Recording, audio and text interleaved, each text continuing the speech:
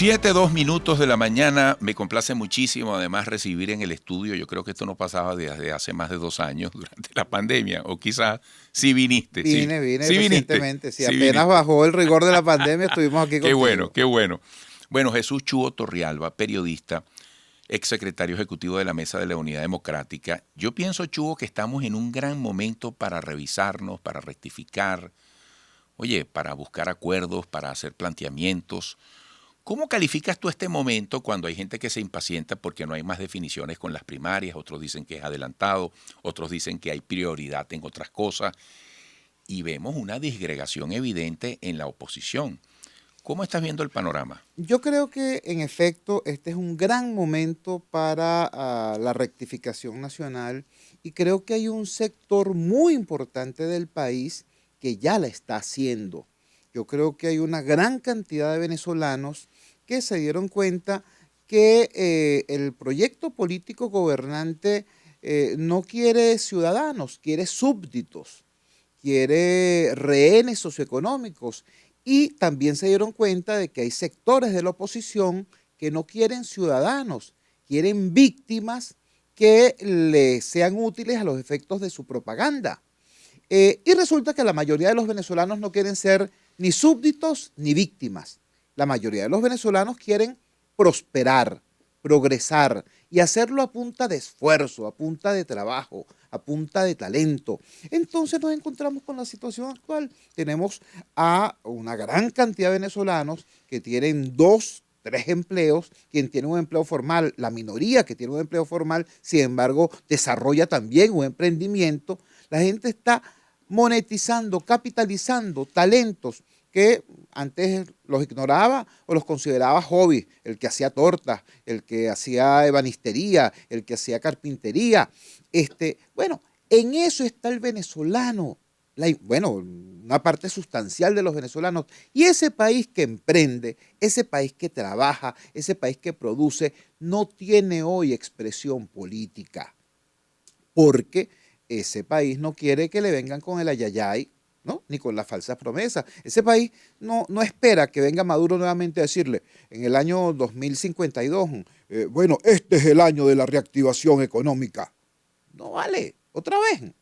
Ni está esperando que se cumplan las añejas y polvorientas promesas de cambio político por parte de un liderazgo opositor que definitivamente ni conoce, ni comprende, ni quiere este país. Ahora, Chuo, qué excelente análisis. El tiempo va pasando, se acerca el 2024, el 2025, y tú lo estás diciendo, la gente ya no se satisface porque hagan diagnósticos sobre lo evidente.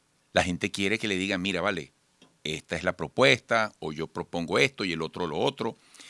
Y yo siempre digo, Hay dirigentes políticos que quieren competir contigo y conmigo. O sea, que quieren ser comentaristas de noticias. Y tú los escuchas descubriendo que los hospitales están mal, descubriendo que el agua no llega a las partes altas de los barrios. Hermano, el país quiere que tú propongas las soluciones viables para esos problemas, porque esos problemas no me los tienes que recitar, el país los conoce. Y a los efectos de hacer la visibilización de esos problemas, bueno, para eso está el periodismo, para eso está el activismo comunitario. Pero tienes toda la razón. pero Chu, yo te hago una pregunta, tú que además fuiste secretario ejecutivo de la Mesa de la Unidad Democrática, la gente necesita alternativas. Yo como venezolano quiero votar a favor de. Claro. La gente que quiere cambio no solamente se conformará con un votar en contra de. Se está gestando esa argumentación que necesita una sociedad que luce desvinculada del interés por la política. Se está gestando un mensaje, se están gestando no unos mesías, un mesías, porque cuando yo tengo una enfermedad, mi gran preocupación es ver cómo me curo, con qué me curo. Aquí hay un gentío que quiere cambio, que no quiere a Maduro en el poder. Ese gentío, ¿qué está viendo en el horizonte como alternativa? Yo creo que tú lo dices bien, o sea, te felicito por la mirada que le das al entorno nacional. No estás hablando del oficialismo o de la oposición, estás hablando de la gente que quiere cambio. Y la gente que quiere cambio es mayoría. La gente que está en el PSUV, por ejemplo, Hay un importante sector de gente en el PSUV que quiere cambio. Te pongo un ejemplo, lo que está pasando en materia del agro venezolano. Allí hay un problema severo, allí hay una confrontación dura dentro del chavismo, porque hay unos chavistas que entendieron que si no hay seguridad jurídica en el campo no va a haber inversión, y si no hay inversión no va a haber comida. ¿Ve? Pero hay otros chavistas que siguen invadiendo fincas, y hay otros chavistas que siguen alcahueteando a los que invaden fincas. Entonces, allí hay un problema bastante más complejo que dividir el país entre rojos y azules, etcétera, etcétera. Ahora, en el campo, en otros espacios del país, también es mayoritaria la vocación de cambio. Ahora, ¿dónde está la expresión política de eso? Yo creo que está empezando a surgir. Yo creo que cuando tú ves, por ejemplo, los resultados electorales de noviembre 2021, tú tienes ahí un mapa Y el interesante. 9 de enero, Claro, o ahí hay una sea, lectura importante. importantísima. Ahora, eso no es automático. La alternativa de cambio que representó la oposición en el año 2015 fue una alternativa golpeada por el oficialismo. Recordemos las cosas que hicieron, el cambio del Tribunal Supremo de Justicia, la manera como se orquestó el desconocimiento de la mayoría de las 2/3 partes que se había obtenido. Fue golpeada, pero también fue una victoria defraudada por la propia oposición. Esa victoria se alcanzó porque toda la oposición y un sector importante del chavismo votó entonces por la tarjeta de la MUD. Y eso no se comprendió. Es decir, no se comprendió que esa fue una victoria con votos prestados y que esos votos prestados tenían que ser respetados y convencidos. No, se pasó de esa victoria a un radicalismo irresponsable, a decir, en 6 meses salimos de esto, a tumbar retratos en unas oficinas, en vez de seguir convenciendo a la gente de que el cambio en positivo, de que el cambio en paz, de que el cambio seguro no solamente era posible, sino además necesario. Bueno, y pasaron las cosas que pasaron. Ahora estamos en otro momento, no solamente del país, sino de la región y del mundo. Entonces, este es el momento para decirnos a nosotros mismos, los venezolanos, chicos, ahí tengo Chile. En Chile hay un presidente de 36 años que llegó al poder producto de una alianza que era impensable en el Chile de hace apenas 7 años. El mapa político de Chile cambió. Señores, ahí tenemos lo que pasó en Colombia en la primera vuelta. Las dos maquinarias políticas más añejas del continente, o dos de las más añejas del continente y de las más poderosas del continente, el Partido Liberal y el Partido Conservador, sencillamente desaparecieron. Ganaron en un solo departamento, en Antioquía. En todos los demás departamentos ganó o el pacto histórico de Petro o la alianza en torno al ingeniero Rodolfo Hernández. Entonces, ¿qué quiere decir eso? Que nosotros no podemos seguir 23 años más en manos de los jefes de ciertas franquicias que han probado hasta la saciedad su incapacidad para entender, comprender y respetar este país. Aquí, claro que viene un cambio, está empezando de abajo hacia arriba. Creo que el trabajo nuestro, el trabajo de los ciudadanos, es impulsar ese cambio, apostar por los nuevos actores en el ámbito gremial, en el ámbito sindical, en el ámbito empresarial, en el ámbito político. Porque si tú no cambias hoy, no tienes derecho a esperar un futuro distinto y mucho menos un futuro mejor. Bueno, Chugo, ese es un análisis que yo calificaría de talante incluyente, constructivo y en procura de la solución. Tú estás haciendo un análisis responsable. Yo como comunicador soy impulsado más por la pasión que produce escuchar un buen análisis que incluso por enterarme de algo. Y este país necesita mucho intentar entender aquello que cree saber. Desde este contexto de esta primera parte que concluye, para irnos a la pausa, me gustaría que al regreso tú vislumbraras posibles escenarios. Fíjate, se dice que es muy importante retomar negociaciones en el ámbito de México o donde sea, pero retomar ese esfuerzo. Y Enrique Capriles en las últimas horas dice, no es momento de apresurarnos con las primarias. Bueno, antes hay que explicarle al país cuál es el planteamiento. Realmente la oposición le ha explicado a Venezuela un planteamiento, llámalo Plan Venezuela o como sea. ¿Te parece que sería interesante? Estupendo, vamos a ello. Amigos, quédense allí. 7:15 minutos de la mañana, hora de Venezuela. Seguimos conversando con Jesús Chuo Torrealba, periodista, fue secretario ejecutivo de la Mesa de la Unidad Democrática. Bueno, Chuo, decía Capriles en las últimas horas que hay un timing, hay un momento que hay que medir para hacer el llamado a las primarias. Hay gente que dice que por qué no ir a un acuerdo. Y más allá de la posible simplicidad con que algunos quieran manejar las cosas, bueno, es importante saber cómo se va a definir y entre quiénes ese dilema, ese tema. ¿Cómo ves tú esa perspectiva de las primarias? Yo creo que es evidente que el país que quiere cambio es ampliamente mayoritario y que si el país que quiere cambio lograra unirse alrededor de una única propuesta, de una única estrategia, con una dirección colectiva, con una vocería consensuada y finalmente con un candidato único, bueno, ese candidato sería imbatible. Ahora, ¿es posible llegar allí? Es posible que quienes tienen 23 años promoviendo la dispersión, la disgregación, la división, se transformen súbitamente en adalides de la unidad. Gran pregunta, gran pregunta. Es complejo, es complejo. Si la sociedad hace presión, si la ciudadanía hace presión, si en vez de esperar que ese liderazgo súbitamente se ilumine, ¿no?, y actúe de manera responsable, sino que presionamos para que sean responsables, quizá pueda ocurrir. Lo que estamos viendo hoy no parece halagador. Lo que estamos viendo hoy son las justificaciones a priorísticas de la división. Hay unas personas que llegan y dicen, vamos a convocar las primarias. ¿Y quiénes van a poder participar en las primarias? Nosotros, porque los demás no. Los demás son tales, cuales, X. Empiezan a utilizar epítetos y calificativos de naturaleza zoológica, bestialista, animal.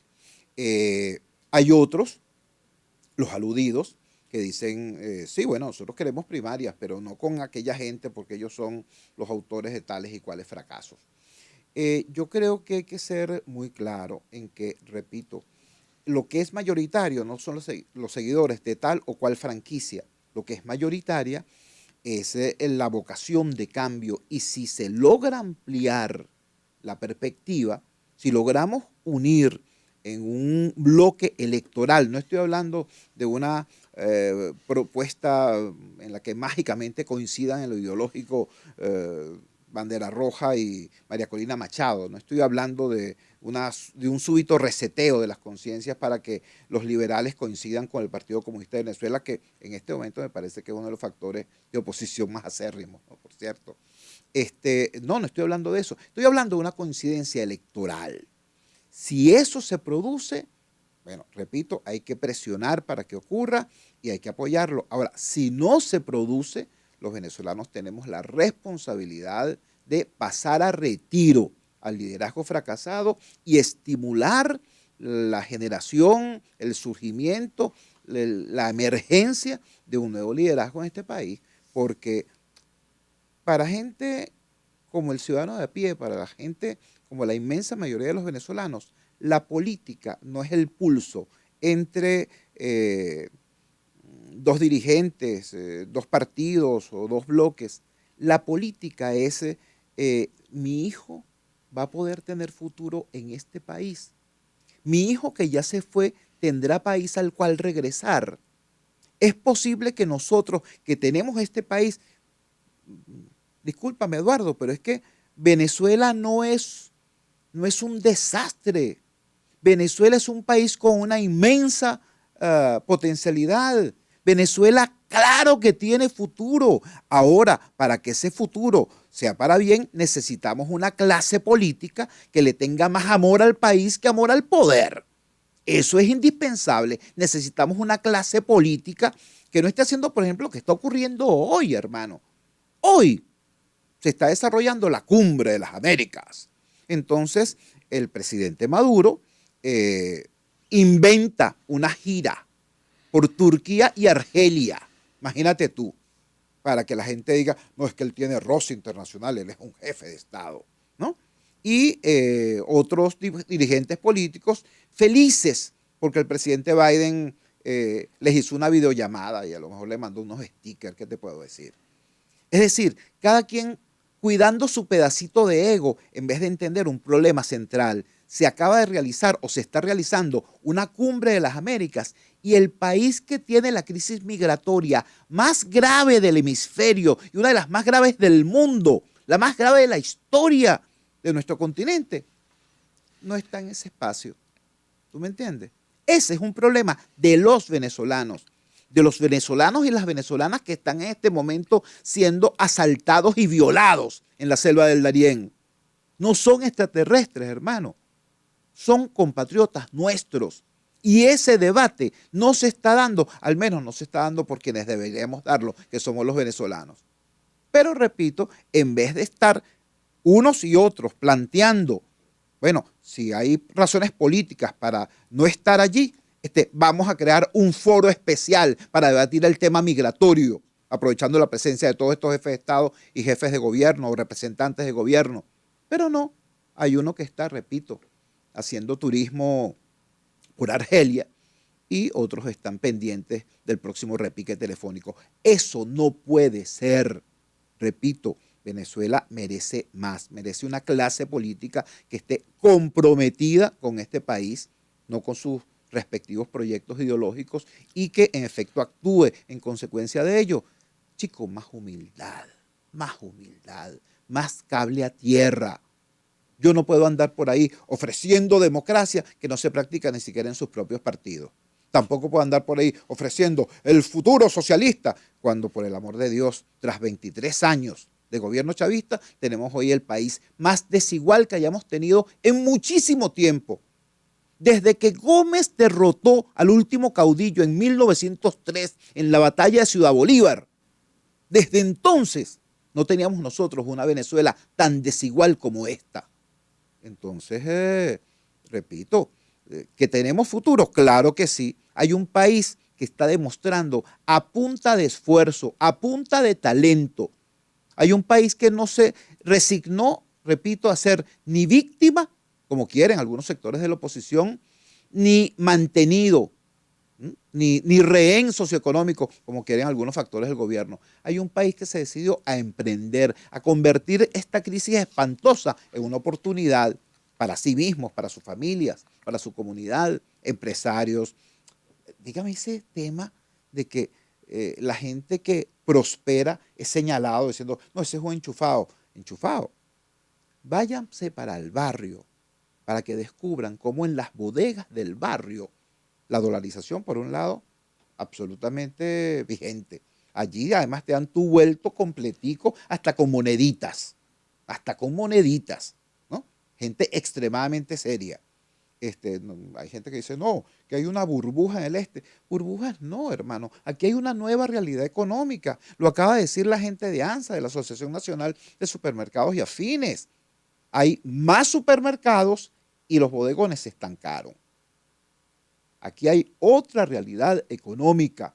Entonces, necesitamos con desesperación una clase política que exprese a ese país que emprende, a ese país que puede crecer y que es nuestra mejor apuesta al futuro. Chugo, tú que tienes entrada y además mucha sensibilidad e interés en las llamadas zonas marginales o que están fuera de esas burbujas, como muchos dicen, ¿dónde sientes que se puede estar dando la germinación de nuevas propuestas, de liderazgos dentro de la política? Porque es evidente que en este momento la gran mayoría de los venezolanos no es que ni siquiera se interesen, es que no saben qué significa un logotipo, un color en una tarjeta de un partido político, qué es derecha, qué es izquierda, qué es centroizquierda. Es decir, la gente por desencanto ha perdido mucho de estos conceptos. Hay una juventud, hay una generación de relevo, dentro del mismo empresariado incluso hay gente dispuesta a ejercer un liderazgo práctico de resultados, donde se compaginen mejor las palabras con los hechos. Yo creo que está empezando a aparecer Pueden tener espacio incluso hacia el 2024. yo creo que está empezando a aparecer una conducta cada vez más autónoma por parte de los ciudadanos. Y cuando hablo de los ciudadanos, por cierto, yo incluyo con muchísimo respeto a los militantes de partido. Yo he visto a muchos militantes de base del PSUV, por ejemplo, planteándose con rigor una crítica durísima a las ineficiencias del gobierno y del actual sistema. He visto también a muchísimos dirigentes estadales, municipales, comunitarios de los distintos partidos de oposición rechazando la forma como sus direcciones caraqueñas están de espaldas al país, de espaldas al dolor y a la esperanza del pueblo. Así que yo sí veo que eso está ocurriendo y creo que se está expresando con claridad, por ejemplo, en la mayor autonomía con la que la sociedad civil se está moviendo hoy. Me parece que el caso del Foro Cívico, por ejemplo, es un ejemplo paradigmático, pero también tenemos la acción sostenida desde hace ya 15 años de gente como la del Radar de los Barrios y muchas otras organizaciones que construyen calladamente tejido social, por un lado. Por otro lado, tenemos lo que está ocurriendo en la iglesia, lo que está ocurriendo en Fedecámaras. Había gente acostumbrada a que esas organizaciones fueran como que satélites de la oposición. Vale, resulta que no, tienen voz propia y, por cierto, se hacen escuchar. Si eso podrá expresarse hacia el 2024, ojalá. Yo creo que en vez de desear que se exprese hacia 2024, tenemos que movernos hoy para expresarnos hoy. ¿Por qué? Porque si nosotros hoy hacemos la presión ciudadana necesaria, podemos obligar a las cúpulas partidistas a que actúen en consecuencia y le presenten al país no un candidato, porque esto no es un tema, esto no es un casting. No estamos buscando Qué bueno. un concurso de belleza o de popularidad. No vale. Que le presenten una propuesta viable a los venezolanos. Hermano, ¿cómo es posible? Qué bueno, qué bueno. Mira, la inflación en abril era 3%, y eso es muchísimo. 3% mensual es muchísimo. 3% es lo que tiene Bolivia de inflación al año. Nosotros en abril teníamos 3% de inflación. Bueno, eso brincó al 10% en mayo. Eso es una tragedia. Tú ves a la clase política hablando de eso. Porque eso significa menos comida y más cara. Yo siento, Chugo, y disculpa este rasgo de comentario personalizado, no se le está viendo el rostro a los actores de la política hablando de las cosas que preocupan a la gente. Yo soy comunicador, estoy en un medio de gran penetración y más allá de algo puntual, de visitar un programa, de dar una entrevista, no siento que en este momento haya un debate que me incluya en mis intereses, en los daños que yo puedo estar sufriendo. Y yo creo que, esto es preocupante. Se siente mucha ausencia, mucho silencio. Esto es preocupante porque la política es un servicio público. La gente cuando habla de servicios públicos habla del agua, de la luz, del teléfono, de la vialidad, del transporte colectivo. La política es un servicio público y un servicio público fundamental, porque cuando ese servicio público llamado la política no funciona, todos los demás servicios públicos tienden a colapsar. Entonces, nosotros, más allá de señalar eso, más allá de criticar eso, de condenar eso, tenemos que exigir que eso cambie, y esa exigencia además debe concretarse en apoyar las mejores gestiones, en apoyar los mejores ejemplos, porque no basta con criticar a los malos, además hay que identificar quién lo está haciendo bien, mira, y respaldarlo. Si es azul, si es amarillo, si es verde, si es anaranjado, bueno, eso es harina a otro costal. Así es. Pero tenemos que buscar las mejores experiencias y apostar por ellas, porque mira, lo que está en juego es no es que si gana fulanito o si pierde sutanito, es la viabilidad misma de un proyecto nacional llamado Venezuela. Ojo, este país se está deshilachando. Cuando tú ves lo que ocurre en Apure, cuando tú ves lo que ocurre en Amazonas, lo que tú ves, lo que ocurre en Guayana o en la frontera zuliana, tú te das cuenta. Mira, Chugo, yo no escuché, si mi equipo me lo dijo, que se estaba agotando el tiempo. Caramba. Solo acabo de escuchar ahora, por primera vez, estamos superpasados. Caramba. Pero tú sabes que siempre te dicen, te quedan 3, te quedan 2 minutos. Yo te quiero agradecer, Eduardo. Tú entiendes de esto. Por supuesto, y quiero agradecerte porque yo sé que este tipo de discurso o que este tipo de mensaje no suele ser sexy, ¿no?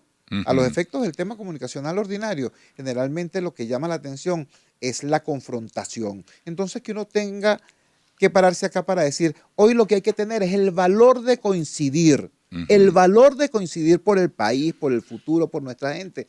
Eso a veces a algunos les parece poco sexy, pero es lo que hay que hacer. Yo creo, Chugo, y sé que muchos me acompañan, que en este momento sí resulta muy sexy. Yo sí creo que en este momento pasó a ser muy sexy un mensaje como este, que insisto, es incluyente, es valiente, que dice las cosas con una profunda honestidad y pone a Venezuela en el medio. Yo sí creo dentro de estos cambios que tenemos que upar. Amén, amén, Eduardo. Un gran abrazo. Otro Bueno, para ti. amigo, Jesús Chugo Torrealba, periodista, alguien del equipo de trabajadores decía, wow, sin desperdicio esta entrevista. Yo estoy de acuerdo con él. Volveremos.